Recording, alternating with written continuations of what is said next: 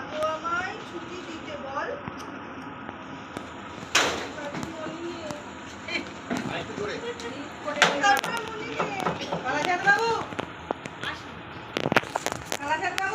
মধুসূদন পড়াশোনা কেমন করছে? মধুসূদন অত্যন্ত দুষ্ট বটে, কিন্তু পড়াশোনায় খুব মজবুত। আচ্ছা, কোনো না একবার বই দুবার বোঝাতে তা আমি একবার বলে দিয়েছি, সে আর বলেই না। তা বটে। তা আজ আমি একবার পরীক্ষা করে কিন্তু দেখবো। আগে দেখুন না। কাল মাস্টারমশাইটা যা মেরেছে, আজও আমার পিঠটা পুরো চচ্চর করছে গো। এর প্রতিশোধ আজকে আমি তুলবো, ওকে আজ তাড়িয়েই ছাড়বো। আচ্ছা, কেমন রে মেধ? পুরনো পড়া সব মনে আছে তো? আজকে মাস্টারমশাই যা পড়িয়েছে আমার সব মনে আছে। আচ্ছা, দেখছি তোমার কিরম মনে আছে আমি দেখছি। আচ্ছা বলো তো, উদ্ভিদ কাকে বলে? উদ্ভিদ ওই তো মাটি ফুলে যাওয়াটা। একটা উদাহরণ দে। অরণ কে আছো? আচ্ছা, রসুন মশাই, রসুন। এখন কিছু বলবেন না, রসুন মশাই রসুন, এখন কিছু বলবেন না। তুমি তো পদ্য পাঠ পড়েছো মধুসূদন, তুমি তো পদ্য পাঠ পড়েছো। বলো তো, কাননে কি ফোটে? কাননে? হ্যাঁ, কাননে তো কাটা ফোটে। কাটা ফোটে। আচ্ছা মশাই দাঁড়ান না, মারছেন দাঁড়ান। কেন? মার- আমি কি মিথ্যে কথা বলছি নাকি? আচ্ছা বলো তো, আচ্ছা এবার ইতিহাসে যাই। হ্যাঁ একটু।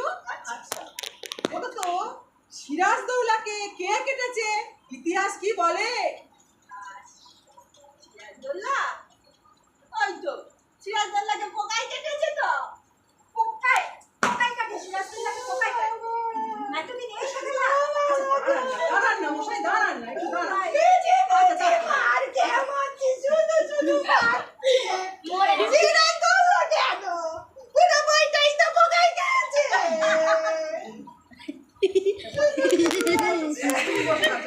তোমার ব্যাকরণ মনে আছে?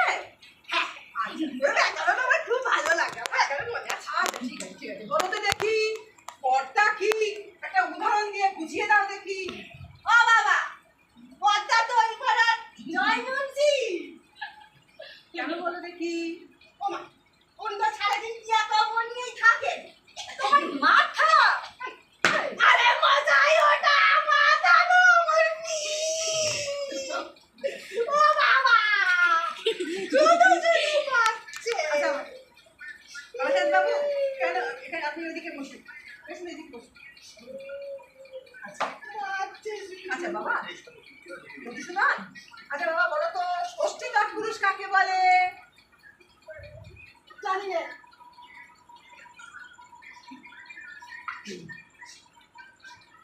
কি জানি নে, না। ব্যাগটা কোথায়? কোথায় ব্যাগ? তবে এটা ভালো করে জানি, এটা ষষ্ঠী তৎপুরুষ। আচ্ছা তোমার অঙ্ক শিক্ষা হয়েছে? অঙ্ক? আমি সব অঙ্ক পারি, আমার অঙ্ক করতে খুব ভালো লাগে। আচ্ছা ঠিক আছে। আচ্ছা বলো তো, তোমাকে 6:30 সন্দেশ দেওয়া হয়েছে। হ্যাঁ, 6:30 সন্দেশ দিয়ে তোমাকে 5 মিনিটে খেতে বলা হয়েছে। 5 মিনিট খেয়ে তোমার কাজ, তোমার যা বাকি থাকবে তুমি তোমার ছোট ভাইকে দেবে, ঠিক আছে? তাহলে তোমার একটা সন্দেশ খেতে তোমার কত লাগছে? 2 মিনিট। তাহলে তুমি তোমার সন্দেশ থেকে তোমার ছোট ভাইকে কটা সন্দেশ দেবে? একটাও না। কেন?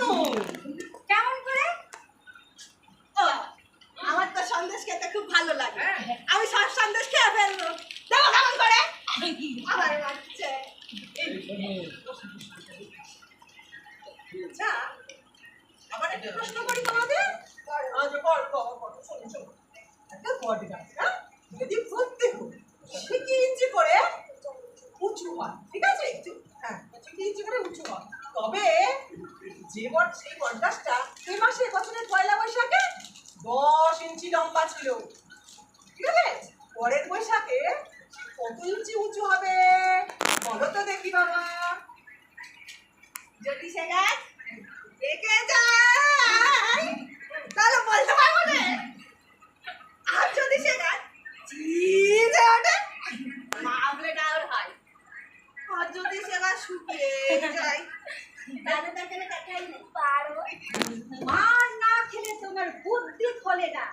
লক্ষ্মী ছাড়া আজকে মেরে তোমার পিঠ লাল করবো, তবেই তুমি সিধে হবে।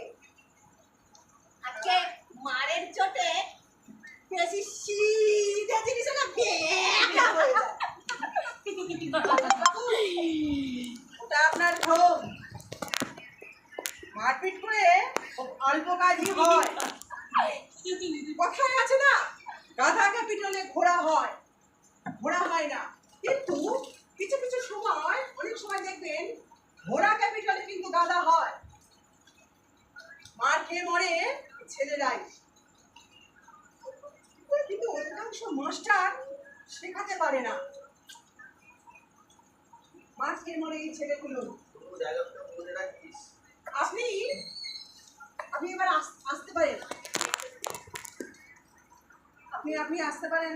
এবার আমি ওকে পড়াবো।